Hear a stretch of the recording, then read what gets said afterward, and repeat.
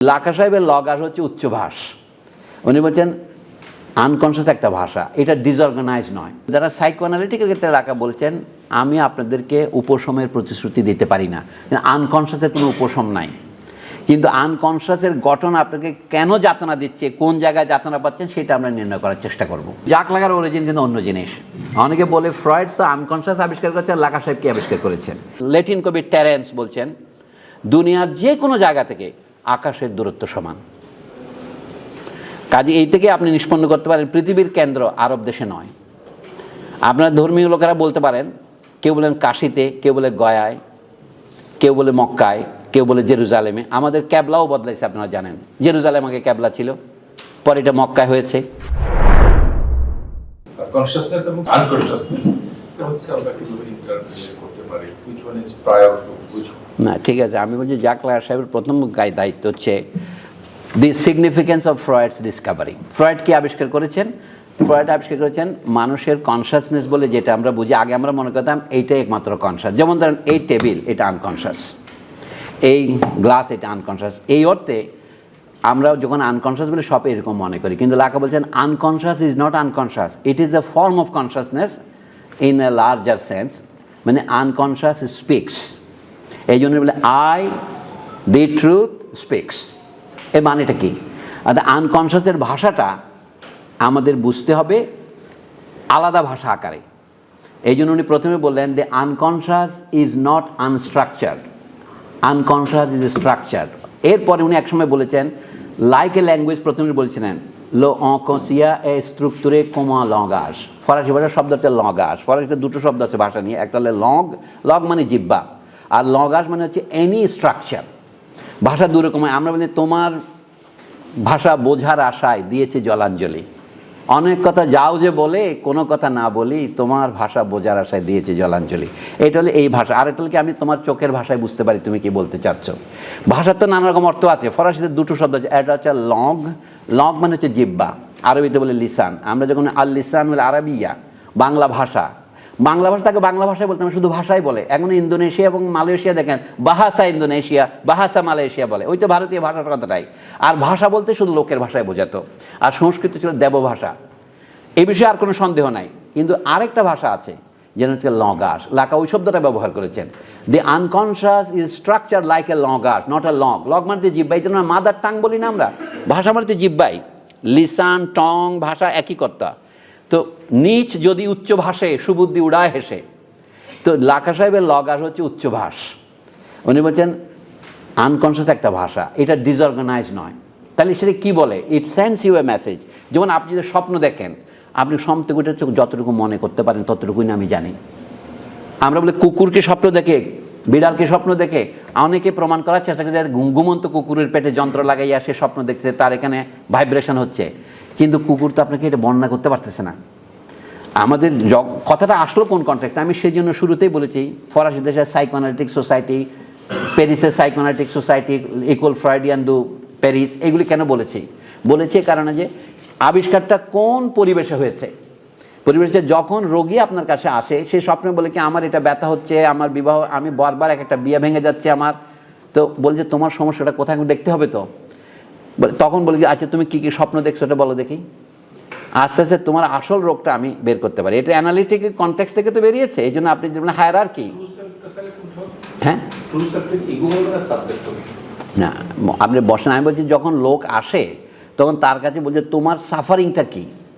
যখন রোগী যখন আসে তখন বলছে তোমার সাফারিংটা কি, তুমি কি অভিযোগ নিয়ে আসছো। আমরা বলি না যখন ডাক্তারের কাছে যান, what brings you here sir or madam, তো বলছেন না আমার এই ব্যথা, আমার পেটে ব্যথা, আমার মাথায় ব্যথা। আমরা একটা রোগের বিবরণ দিই না। তো যারা সাইকোঅ্যানালিটিকের ক্ষেত্রে লাকা বলছেন আমি আপনাদেরকে উপশমের প্রতিশ্রুতি দিতে পারি না, আনকনশাসের কোনো উপশম নাই। কিন্তু আনকনশাসের গঠন আপনাকে কেন যাতনা দিচ্ছে, কোন জায়গায় যাতনা পাচ্ছেন সেটা আমরা নির্ণয় করার চেষ্টা করব। এইটাই হচ্ছে ওনার মূল বক্তব্য। একজন মানুষ যখন রোগীর কাছে যায়, আমরা যখন যাই রোগীকে জিজ্ঞেস করি, রোগী আসল কথা বলে না। কিন্তু যখন রোগী সাইকোঅ্যানালিস্টের কাউচে আসে তখন সাধারণ নিয়ম হচ্ছে তিনি বসে বলে ডাক্তার বলে বলেন, তো বলে কি বলবো আমি তো টের পাচ্ছি না। এই যে বক্তৃতা দেওয়ার সময় আমি কিন্তু তৈরি হয়ে আসি না।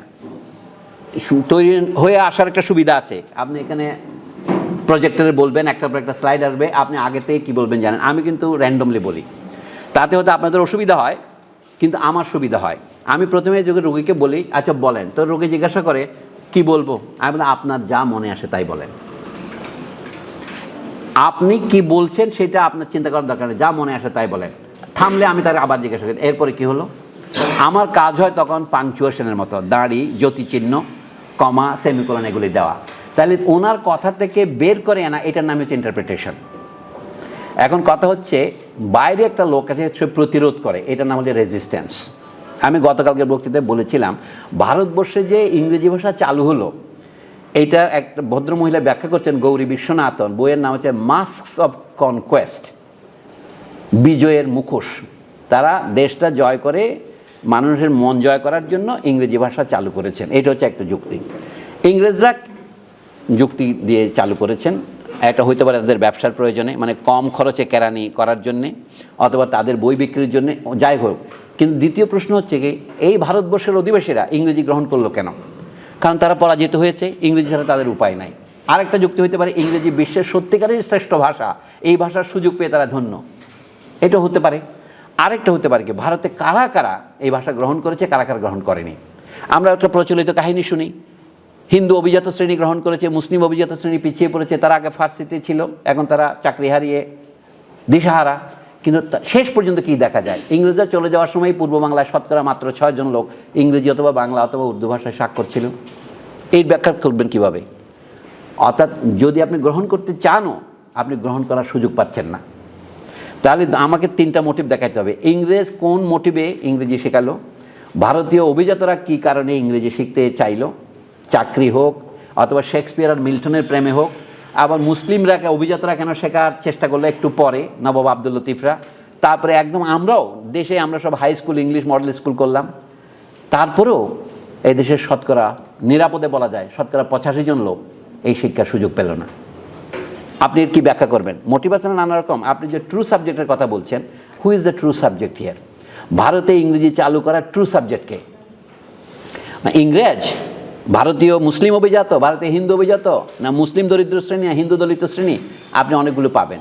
আমি যেখানে আলোচনা করছি এটা প্রথমে হচ্ছে ইন্ডিভিজুয়ালের ক্ষেত্রে। আমার যে কষ্ট, সাফারিং, সেইটা আমি জানি না, কিন্তু আমাকে যদি আমার বলা হয় তোমার মনে যা আছে তাই, তখন লাকা সাহেব দেখিয়েছেন ইনভেরিয়েবলি শতকরা 90 জন কথার 5 মিনিটের মধ্যে তার মা অথবা বাবার কথা বলবে। অর্থাৎ পাগলামের মধ্যেও কতগুলো স্ট্রাকচার বেরিয়েছে, এটার নাম হচ্ছে এডিপাল স্ট্রাকচার। যে every man or woman who will be invited to talk randomly, বলেন মনে যা আসে তাই বলেন, এটার নাম কি আপনারা জানেন না? Free association. অর্থাৎ মনে যা আসে তাই বলেন। প্রথমে যখন বলেন বলে কী বলবো, বলে আপনার মনে যা আসে তাই বলেন। বলার থেকে বলা। আপনি লক্ষ্য করেছেন আমি প্রায় আনকনসিয়াসকে অনুকরণ করে বক্তৃতা দিই, what ever comes to my mind. শুধুমাত্র জাহিদুর রহমানের অত্যাচারে সহজ সমাচার কথা লিখেছি। যা হোক, এখন আমি আরও প্রশ্ন আছে, আপনারা বলেন মনে করে। সব কিছুর উত্তর হবে না স্যার। আমাদের দেশে আমি তো লালন ফকিরের উদাহরণ দিয়েছি, সহজ মানুষ কথাটা আমার তৈরি করা নয়, এটা লালন ফকিরের কথাই। আমি বলছি এইটা প্রস্তাব যখন আমি প্রথম প্রকাশ করি, জাহাঙ্গীরনগর বিশ্ববিদ্যালয়ের এক তরুণ শিক্ষক এটার বিরুদ্ধে প্রতিবাদ করেছিলেন। উনি বলেছিলেন যে সাবজেক্টের অনুবাদ সহজ মানুষ হয় কিভাবে। আমার বক্তব্য হলো আমাদের এখানে মানুষ সম্পর্কে যে বাজারে ধারণা আছে, এটা হচ্ছে একটা ইগোর ধারণা। আমি কে, এই তো কথা বলে। লালন ফকিরের গানের মধ্যে দেখতে পারেন আমি নানা রকম তত্ত্ব আছে। আমি ওই অতিরিক্ত রেফারেন্স না দিয়ে বললাম এই কথাটা। অনেকে জিজ্ঞাসা হয় অরিজিনালিটি অফ জাগরাকা কি?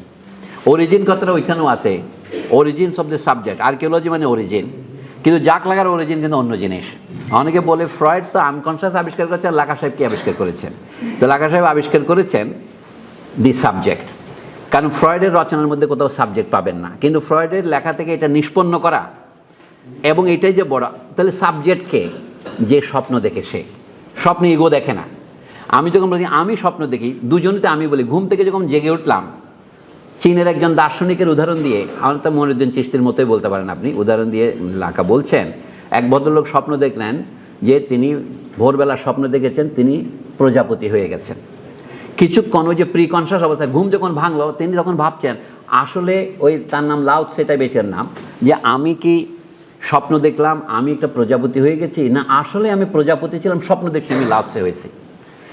এইটা হচ্ছে ওই প্রিকনশাস অবস্থার দ্বিধা। যখন উনি জেগে উঠলেন তখন দিলেন প্রজাপতি যদি স্বপ্ন দেখেও থাকে সে তো এটা বলতে পারে না, লিখতে পারে না, অথবা সে লিখলে এমন ভাষায় লেখে যেটা আমরা পড়তে পারি না, এটা অন্য ডাইমেনশনে। কাজে এখন আমাকে আসতে হবে। আপনাদের মনে পড়বে আহমদ ছফার একটা উপন্যাস আছে, উপন্যাস অথবা আত্মজীবনী বলতে পারেন, পুষ্প বৃক্ষ বিহঙ্গ পুরাণ। সেখানে তিনি বলেন জীবজগতের মানুষের জগতের হানাহানি থেকে আমি পাখির জগতে আশ্রয় নিয়েছিলাম, সেখানে দেখলাম দাঁড় কাকড়া এসে পাতি কাক দিয়ে দাঁড়িয়ে বেড়াচ্ছে। তো বলে পাখির জগতে হানাহানি দেখে আমাকে আবার মানুষের জগতে মর্তে জগতে ফিরে আসতে হবে। ওই স্বপ্ন ভাঙার পরে আমার অবস্থা হলো সেরকম, আমি ফিরে আসতে দেখলাম কি আমি কিছুক্ষণ স্বপ্ন দেখেছিলাম আমি প্রজাপতি হয়ে গেছি। মানে যে মানুষ দেখছে যে তেলাপোকা হয়ে গেছে, সে আসলে তেলাপোকা যদি হতো তাহলে তো উপন্যাসটা লিখতে পারতো না, বুঝতে পারছেন না? আমরা জীবজগতের মধ্যে যখন বাস করি অন্য জগতের সাথে আমাদের সম্পর্ক আছে। এখানে দুটো অর্ডারকে আমি ভাগ করতে চাই।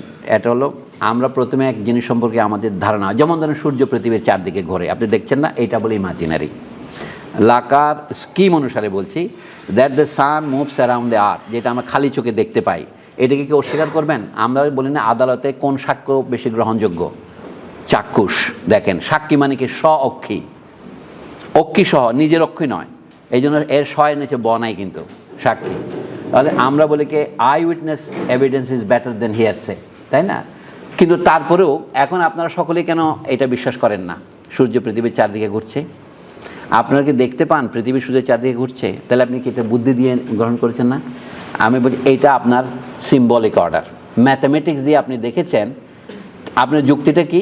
আপনি যখন ট্রেনে উঠেছিলেন মনে করেছিলেন তাল গাছ জাম গাছ দৌড়াচ্ছে, কিন্তু আপনি পরে টের পেলেন যে না আপনি দৌড়াচ্ছেন। এই লজিকটা প্রয়োগ করে বলেন যেহেতু আপনি পৃথিবীর উপরে আছেন, পৃথিবীর ঘূর্ণনটা আপনি দেখতে পাচ্ছেন না, কারণ পৃথিবীর তুলনায়, বিশালত্বের তুলনায় আপনি এতই ক্ষুদ্র, আপনি এতই সহজ মানুষ যে আপনার পক্ষে এটা দেখা সম্ভব নয়। সুতরাং আপনি এখন বুদ্ধি দিয়ে বলছেন, এটা হলো সিম্বলিক। রিয়েল আপনি একই আছেন, কিন্তু প্রথমে আপনার মনে হয়েছিল সূর্য পৃথিবীর চারদিকে ঘুরছে, আমরা ওটার নাম দিয়েছিলাম জিওসেন্ট্রিক, দুনিয়া হচ্ছে কেন্দ্র। এরপরে বললেন অঙ্ক প্রয়োগ করে, বেশি দিন আগে নয়, 500-300 বছর আগে আপনি দেখতে পেলেন যে এখন সূর্যকে কেন্দ্র করে আমরা ঘুরছি, এটার নাম হলো হেলিওসেন্ট্রিক। এখন তারপরে আরও বিজ্ঞানের বিকাশ হলো, আগে পৃথিবীকে আপনি মনে করছেন একটা সসীম পৃথিবী, সপ্ত আসমান, শেষ হয়ে গেল। কিন্তু কবিরা কিন্তু আগেই টের পেয়েছেন। কবিরা কি বলেছেন? যেমন ল্যাটিন কবি টেরেন্স বলছেন দুনিয়ার যে কোনো জায়গা থেকে আকাশের দূরত্ব সমান। কাজে এই থেকে আপনি নিষ্পন্ন করতে পারেন পৃথিবীর কেন্দ্র আরব দেশে নয়। আপনার ধর্মীয় লোকেরা বলতে পারেন, কেউ বলেন কাশিতে, কেউ বলে গয়ায়, কেউ বলে মক্কায়, কেউ বলে জেরুজালেমে। আমাদের ক্যাবলাও বদলাইছে, আপনারা জানেন জেরুজালেম আগে ক্যাবলা ছিল, পরে এটা মক্কায় হয়েছে। তার মানে কি এটা সিম্বলিক সিস্টেম, এটা রিয়েল সিস্টেম। পৃথিবীর কেন্দ্র জেরুজালেমে নয়, মক্কায় নয়, আমার জন্য মক্কায়, ওদের জন্য জেরুজালেমে। এখন সেটা নিয়ে বিরোধ এখনও নিষ্পন্ন হয় নাই। মুসলমানরা কিন্তু আল কুদস মসজিদকে ত্যাগ করে নাই। কালকে আপনাদের অধ্যাপকের নাম শুনে খুব ভালো লাগলো আমার, কুদসি ইসলাম, তাই না? তো হচ্ছে আল কুদস আছে, কিন্তু এইটাকে আমি বলছি আছে কোথায়? আপনি যখন ভাষার মধ্যে প্রবেশ করেছেন, ভাষা বলতে শুধুমাত্র বাংলা ইংরেজি হিন্দি বোঝাচ্ছি না, মানুষের সিস্টেমের মধ্যে প্রবেশ করেছেন, পৃথিবীর কেন্দ্রটা নির্ণয় করছেন আপনার সিম্বলিক অর্ডার অনুসারে। পৃথিবীর রিয়েল কেন্দ্র কোথায়? হয়তো জিওলজিক্যালি আপনি নিচের দিকে যাবেন, 4000 মাইল গেলে পাবেন, কারণ আমি ধরে নিচ্ছি পৃথিবীর ব্যাস যদি 8000 মাইল হয়, 4000 মাইল ব্যাসার্ধ হবে। এখন আমাদের সব বাচ্চাদের স্কুলের নাম হচ্ছে radius international school, harvest international school, সব স্কুল ইন্টারন্যাশনাল হয়ে যাচ্ছে। বাংলাদেশকে আর ন্যাশনাল স্টেট আছে? আছে বলেন? তো এইটা হচ্ছে সিম্বলিক অর্ডার। এখন রিয়ালে আসি। আমি রিয়াল মানে হচ্ছে সিম্বলের মধ্য দিয়ে যাকে পুরোপুরি প্রকাশ করা যায় না। আমি বলছি কি দি সহজ মানুষ আর subject appears at the limit. আমরা ম্যাথামেটিক্সের লিমিট বলে একটা আইডিয়া আছে না? এটা 0 নয়, but tends to 0। D y d x লেখেন না, যে x tends to 0, y tends কি হয়? নাহলে বিমান উঠতে পারতো না যদি আপনি এটা না জানতেন। বিমান যে ওড়ে, বিমান কখন রানওয়েতে আসে, কখন রানওয়ে থেকে গেছে, একটা মোমেন্ট আছে না, moment of departure, flight, take off. এই অনেকটা তুলনা করছি, অনেকটা সেই রকম। The subject appears when the symbolic order fails to conceive.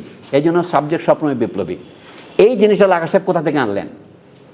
মানে he was a diligent student of Descartes, Spinoza. অল্প বয়সে স্কুলের ছাত্রছাত্রীর মধ্যে দেয়ালে সব দেকার্ত স্পিনোজার এথিক্স থেকে লাইন লিখে রাখতেন, মানে as a young Catholic student. তারপরে তিনি ভালো করে হেগেল পড়েছেন ওই আলেকজান্ডার কোজেভের কাছে, তারপরে তিনি কান্ট পড়েছেন, এই জন্য এই বইতে লিখেছে, যেহেতু আপনারা চাচ্ছেন দুইটা ইংরেজি না পড়লে মনে করছে আমি কিছু না পড়ে আসছি, তাই আমি দু একটা লাইন পড়ে শোনাই। এটা বলছে কি, একজন লাcan shows that the subject appears where the social order cannot make sense of it. এই যে লোকটা যে গাড়ি, মানে আহমদ সভার শিক্ষক যিনি মানে গাছকে জড়াই ধরে চুমু খাইতেন, তা আহমদ সভা মনে করেন কি একটা গাছ আছে, তার মানে বাতাসে গাছটা নড়ছে, আহমদ সভা বলছে কি আমার পুত্র আমার গায়ে পড়তেছে। It is on the verge of madness that this subject appears, but the subject is not mad. অর্থাৎ আপনি মনে করেন এটা হয় জিরো অথবা জিরো না, এটা নয়, it tends to zero but it is not yet zero. Zero দিয়ে তো আপনি ভাগ করতে পারবেন না, কিন্তু আপনি ডিওয়াই ডিএক্স দিয়ে ভাগ করতে পারবেন। মানে এই আবিষ্কারটা মাত্র 17th সেঞ্চুরিতে হয়েছে। এটা নিয়ে লাইবনিজ এবং নিউটনের মধ্যে বহু মামলা হয়েছে, কে এটা আবিষ্কার করেছেন। বাই দ্য ওয়ে, আপনারা যারা পড়েন সায়েন্স অফ লজিক বলে একটা বই আছে হেগেলের লেখা, তাতে 200 পৃষ্ঠা আছে on the discovery of the calculus. Karl মার্কসের যে ম্যাথামেটিক্যাল ম্যানাস্ক্রিপ্ট নামে প্রায় 1000 পৃষ্ঠা লেখা আছে, ওইটা হচ্ছে ক্যালকুলাসের উৎপত্তি নিয়েই। এগুলি মার্কসের জীবনকালে প্রকাশিত হয় না, এটা মাত্র 1968 সনে প্রকাশিত হয়েছে বাই দ্য ওয়ে। তাই আমি এগুলিতে আছে কি, এইটা হলো the same thing as the subject. আচ্ছা, তাহলে উনি এটা কোথায় পেলেন এই যদি বলি, এটা বলছেন ফ্রয়েড নিজেই বলেছেন, the ego is not master in its own house. আমরা আগে মনে করি আমি হলাম I am the monarch of all I survey, ভদ্রলোকরা, এটা হলো অহংকারের কথা। অহমিকা একটা কথা আছে না আমাদের, অহংকার হমিকা, ওখান থেকেই ফ্রয়েডের আবিষ্কারের তাৎপর্য কি, তাৎপর্য মানুষের অহমিকাকে একটু প্রশমিত করা। তাৎপর্য যদি বলেন যে অর্থাৎ মানুষ যে নিজেকে প্রকৃতি জগতের অধীশ্বর মনে করেছে, এটা মানুষই লিখেছে আমরা এই জগতের অধীশ্বর, এবং মানুষই বলেছে, মানুষের বলা প্রথমে যাইতেন মনে হয় আমরা এই জগৎকে নিয়ে যা তা করতে পারি। এই যে ইকোলজিক্যাল অর্ডারের কথা আপনি বললেন, মানুষ প্রকৃতিকে ছিন্ন বিচ্ছিন্ন করেছে, মনে করছে মানুষ নিজেকে আশরাফুল মাখলুকাত বলেছে, অথবা সে ওহী আকারে নাজিল হয়েছে তার কাছে এটা, কিন্তু সেই আশরাফ পরিচয় সে কিন্তু রক্ষা করতে পারেনি। Man is a self destructive animal. আমি গতকালকে বক্তৃতাতেও বলেছিলাম, রেফারেন্স দিয়ে বলে যে ভারতবর্ষে ব্রিটিশ শাসনের ভবিষ্যৎ ফলাফল নামক প্রবন্ধে কার্ল মার্কস বলেছিলেন ভারতে ব্রিটিশ শাসনের 2 রকমের ফলাফল আছে। বলে England has a double mission in India, one destructive, the other constructive. কিন্তু এত পর্যন্ত পরে লিখছেন কি, এতে শুধু ডিস্ট্রাকটিভটা দেখা যাচ্ছে, কনস্ট্রাকটিভটা দেখা যাচ্ছে না। তো মানুষ প্রকৃতি জগতে শ্রেষ্ঠ বলে প্রমাণ করতে হলে তাকে সেরকম বিনয়ী হতে হতো। মানুষ কিন্তু বিনয়ের পরিচয় দিতে পারে নাই। মানুষ তো এখন আত্মহত্যার সমস্ত উপকরণ আবিষ্কার করেছে। এখন বিভিন্ন দেশ যে পরস্পরের মধ্যে আস্ফালন করতেছে, যেটা পারমাণবিক যুদ্ধের জন্য, সবাই বলছে আত্মরক্ষার জন্য তো আমার পারমাণবিক অস্ত্র দরকার। বাংলাদেশেও 2 দিন পরে সেই দাবি জুটবে না, আমি কী করে বলি, তাই না? পাকিস্তানের পেয়েছে, সৌদি আরব পাকিস্তানের কাছে ধার করছে। সারা দুনিয়ায় যখন পারমাণবিক অস্ত্রে সজ্জিত হবে, তখন পৃথিবীকে এখন এক দল হত্যা করতেছে, তখন হয়তো সবাই সবাইকে হত্যা করবে। তো সহজ মানুষ এবং অহংকারী মানুষের পার্থক্য বোঝার এটা একটা জায়গা, যে মানুষ যখন সিম্বলিক অর্ডারের মধ্যে নিজেকে প্রকাশ করতে পারে না। এই শিক্ষাটা লেখা সাহেব কোথা থেকে এনেছেন? এই সাবজেক্ট কথাটা হেগেল কান্টের যে ফিলোসফি ট্রেডিশন সেখান থেকে এসেছে, কিন্তু এইটাকে তিনি ফ্রয়েডের তাৎপর্য দিয়ে নতুন করে ব্যাখ্যা করেছেন। যারা কান্টের শিষ্য, যারা হেগেলের শিষ্য, তারা সাবজেক্ট কথা ব্যাখ্যা করেছেন তাদের মতো করেই। উনি বলছেন once Freud discovered the idea of the unconscious, তার মানে আপনি আর এক ব্যক্তি নন, আমরা প্রত্যেকেই বিভক্ত। এই তাৎপর্য আমি এটা বলেই বক্তৃতার সমাপ্তি টানতে চাই, যে মানুষ যখন বলে আমি, তখন সে কিন্তু 2 জন হয়ে যায়। নাম গ্রহণের সাথে 2 জন হয়ে যায়। তার একটা সহজ প্রমাণ দেই, আপনার নাম আছে, এই নাম দিয়ে আপনি একটা সার্টিফিকেট পেয়েছেন, বিশ্ববিদ্যালয়ে চাকরি পেয়েছেন, ওটা নামের বলেই। নাম না, সার্টিফিকেট না থাকলে তো আপনার চাকরি থাকে না। এটা দিয়ে ব্যাংক অ্যাকাউন্ট খোলেন, এটা দিয়ে জায়গা জমি কেনেন, বিক্রয় করেন, এবং এটা দিয়ে আপনি বিবাহ করেন। আপনার বিবাহ তো সিদ্ধ হবে না যদি আপনার হয় মুখে আওয়াজ না করেন অথবা কাগজে না লেখেন। এই তো হচ্ছে ভাষার ভূমিকা। আপনি এখানে 2 জন হলেন না, যিনি ব্যাংকে অ্যাকাউন্ট খোলেন, কাগজটা হচ্ছে আপনার সিগনেচার মিলাইতে হয়, ছবি মিলাইতে হয়, এইটা হচ্ছে আপনার একটা পরিচয়। আর আপনার বডি আর একটা। যখন আপনাকে যদি হত্যাও করি আমি, আপনার নাম কিন্তু সহজে হত্যা করা যাবে না, দুটোর মধ্যে আলাদা করা যায়। মানুষের নাম এবং বডি দুটা কিন্তু এক জিনিস নয়। কাজে এই যে দুটার মধ্যে যে ফাঁক আছে, এটুকু গুরুত্বপূর্ণ। আপনার body belongs to the real order, কিন্তু আপনার নাম হচ্ছে সিম্বলিক অর্ডার। আমরা পশু পাখিদের সম্পর্কে বলি, তাদেরকে আমরা নামকরণ করি, এটাকে মিনি বিড়াল বলি, এটাকে হুন্ডু বিড়াল বলি, তারা আমাদের নাম দিতে পারে কিনা আমি জানি না। এখানে একটা শব্দ আছে স্ট্রাকচারেশন। আপনি বসেন, আমি যখন শিশুকে একটা নাম দেই, তখন এইটা হচ্ছে মজা। প্রথমে সে নিজেকে ওই আদলে গড়ে তোলে। যেমন মানে লাকা সাহেবের প্রথম বিখ্যাত প্রবন্ধের নাম হচ্ছে দ্য মিরর স্টেজ। 1945-এর পরে তিনি যে প্রবন্ধ লেখেন, যে মানুষ প্রথম বয়সে যেটা নিজেকে যেই আদলে গড়ে তুলতে চায়, ধরেন আমার বাবাই হচ্ছে আমার জীবনের সবচেয়ে বড় মানুষ, আমি বাবার আদর্শে জীবন গঠন করতে চাই। আরেকজন বলে কি, এই যে সিনেমা স্টারদের সাথে আমরা আইডেন্টিফাই করি, অনেকে এমনকি টিনটিনের সাথে আইডেন্টিফাই করে, আমিও করি, যে টিনটিনটা কার্টুন চরিত্র, আমি মনে করি যে আমি টিনটিনের মতো। মানে এই যে আইডেন্টিফিকেশন, এইটাকে বলে মিরর স্টেজ। এইটা আপনি পুরোপুরি ভুল বলতে পারেন না, কিন্তু এইটাতে যদি আপনি আটকে থাকেন তাহলে আপনি পাগল হয়ে যাবেন। এই জন্য আমরা প্রথম পর্ব আমি উদাহরণ দিলাম পৃথিবী এবং সূর্যের সম্পর্ক দিয়ে, একটা হচ্ছে ইমাজিনারি, একটা হলো সিম্বলিক। এখন আপনি বলেন রিয়েলটা কি? দ্য রিয়েল ইজ ইম্পসিবল, মানে কিন্তু বাস্তব হচ্ছে, হেগেল সাহেব বলেছেন রিয়েল ইজ কন্ট্রাডিক্টরি, এটা পরস্পর বিরোধী। যেমন আপনি বেঁচে আছেন কিন্তু আপনি কালকে মারা যাবেন। পৃথিবীতে এমন কোনো মানুষ আছে যে জানে না সে মারা যাবে? কিন্তু মানুষকে দেখলে মনে হয় কেউ এমন কোনো কাজ করেন যে আপনি মারা যাবেন বলে মনে থাকে আপনার, এটাই তো আনকনশাস। আমরা এমন জীবনযাপন করি, এমনভাবে কাজ করি, এমনভাবে আন্দোলন করি যেন মারা যাব না। দু একজন শহীদ হয়েছে তারা জানে, দু একজন থাকে আর কি, মানুষ সারা জীবন থেকে। মহাভারতের শুরুতে এরকম একটা কাহিনী আছে, পৃথিবীর সবচেয়ে আশ্চর্য জিনিস কি? বলে উত্তর দিল মানুষ। বলে কেন? মানুষ এই জন্য এই কথাটাই বলল, মানুষ এমন এক আশ্চর্য প্রাণী যে নিশ্চিত জানে সে মারা যাবে, কিন্তু সে এমনভাবে প্রতিদিন কাজ করে যেন সে মারা যাবে না। আনকনশাসের সবচেয়ে বড় উদাহরণ হচ্ছে এটা।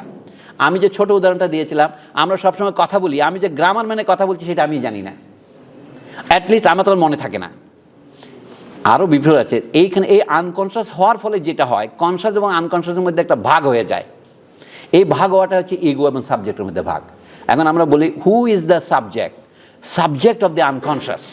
সাবজেক্ট মানে কারো অধীনে প্রজা। আমাদের দেশে এটি রাজনীতিতে একটা তর্ক আছে। আমাদের রাষ্ট্রের বর্তমান নাম হচ্ছে গণপ্রজাতন্ত্রী বাংলাদেশ। আপনারা যারা বড় পণ্ডিত আছেন তারা হয়তো ভবিষ্যতে বদলাই ফেলাবেন। এইখানে একটা ত্রুটি আছে। প্রথমে গণপ্রজাতন্ত্রী দুটো শব্দ ছিল, আবার এখানে একসাথে করেছে আনিসুজ্জামান সাহেবরা, নিরেট শব্দ বানাইছে।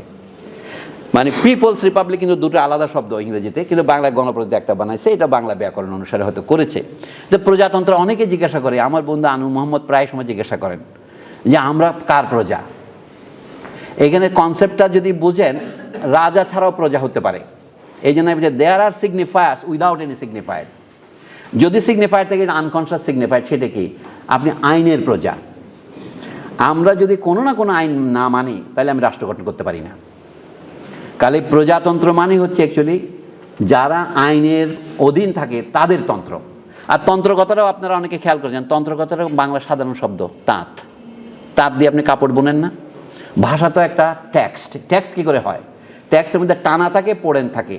তাঁতের মধ্যে যখন আমরা গামছা বুনি, আপনি উত্তরবঙ্গে যান, টাঙ্গাইলে যান, এই যে আমরা সুন্দর সুন্দর জামদানি শাড়ি বানি, এই তো টানা পোড়েন দিয়ে তৈরি হয়।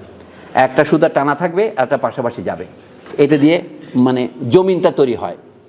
এবং জমির মধ্যে একটা প্রান্ত থাকে, আপনারা পেরিফেরি বলেন, এটাকে বাংলায় বলি আমরা আঁচল। সংস্কৃত শব্দকে অঞ্চল। চঞ্চল টাকা অঞ্চলে বেদনা, এমন স্লোগান দিয়েছে না ব্যাংক আগে? তাহলে টেক্সট গড়ি হয় কিভাবে? একটা টানা দিয়ে, একটা পোড়েন দিয়ে। আমাদের ভাষা তৈরি হচ্ছে টানা এবং পোড়েন দিয়ে। টানা পোড়েনগুলো কি? একটা হচ্ছে ভাষায় আপনি যে শব্দ বলবেন তার পাশে আর একটা শব্দ আসবে। যেমন আপনি যখন বলেন ঘর, আমি আপনাকে বলি, এখন আমি যদি ঘর বলি আপনার কি মনে পড়ে? আপনি যদি মনে করেন কি বাড়ি মনে পড়ে, তাহলে আমরা বলি ঘর বাড়ি। আর যদি বলছেন না ঘর বললে আমার পরে উঠান মনে পড়ে। তাহলে ঘর এবং বাড়ি হচ্ছে একটা আরেকটার উপর সাবস্টিটিউশন। যাহা ঘর তাহাই বাড়ি। আর ঘরের পাশে হচ্ছে উঠান, উঠানের পরে রাস্তা। অর্থাৎ যে ব্যক্তির মধ্যে প্রথমে একটা শব্দের জায়গায় বলে, আমরা বলি না গরিব আলোয় এসে দুটো ডাল ভাত খেয়ে যাবেন, তখন আলোয় বলি। ঘরের কত সাবস্টিটিউট শব্দ আছে বাংলায়। এইটা হচ্ছে ম্যাটাফর। আর এটা হচ্ছে ম্যাটোনিমি, একটা পড়লে আরেকটার কথা মনে পড়ে। রাস্তাঘাট, বাড়ি, ঘর, বাহির। যেমন রবীন্দ্রনাথের উপন্যাস ঘরে বাইরে, এই ঘরে বাইরে হচ্ছে ম্যাটোনিমিক নেম। একটা ঘর আর একটা তার বাইরে। Home and exile, home and outside, home and the world. অনমুক্ত সেনের আত্মজীবনের নাম হোম অ্যান্ড দ্য ওয়ার্ল্ড দিচ্ছে না? এটা হলো ম্যাটোনিমিক নাম। আমি তো ভাষা এইভাবে চলে, শুধু ভাষা নয়, any symbolic order runs that way. তো সেই জন্য যদি আমি বুঝতে চাই যে সিগনিফায়ার পরস্পরের সাথে কীভাবে সম্পর্কিত হয়, through this order of metaphor and metonymy. আমরা বাংলায় ম্যাটাফোরকে বলি রূপক, কিন্তু রূপক যেহেতু আমরা অন্য অর্থ ব্যবহারকে অ্যালেগরিতে ব্যবহার করি, সেই নামে একটা শব্দ প্রস্তাবই করেছি 20 বছর আগে, হলো রূপান্তর। এক রূপ থেকে আরেক রূপে যায়। ম্যাটা মানে হচ্ছে অন্তর, ফোর মানে হচ্ছে রূপ, মানে প্রণালী। আর ম্যাটোনিমি হচ্ছে, নিম মানে নাম, ম্যাটো মানে হচ্ছে কি নামান্তর। তাহলে রূপান্তর আর নামান্তর, রূপক এবং পুরনো সংস্কৃত ব্যাকরণে বলে লক্ষণা। তো রূপক এবং লক্ষণা দিয়ে কিন্তু ভাষা গঠিত হয়, এইটাকে বলে টেক্সট। তা আমাদের entire symbolic system is a system of text. আমরা এখান থেকে টেক্সটাইল কথার মধ্যে টেক্সট আছে, আমি যে বক্তৃতা বললাম এটাও কিন্তু একটা টেক্সট। এর মধ্যে মাঝে মাঝে একটু গিট লেগে গেছে, বিশৃঙ্খলা হয়েছে, কিন্তু মোটামুটি এটা একটা কাপড় হিসেবে দেখা যায়।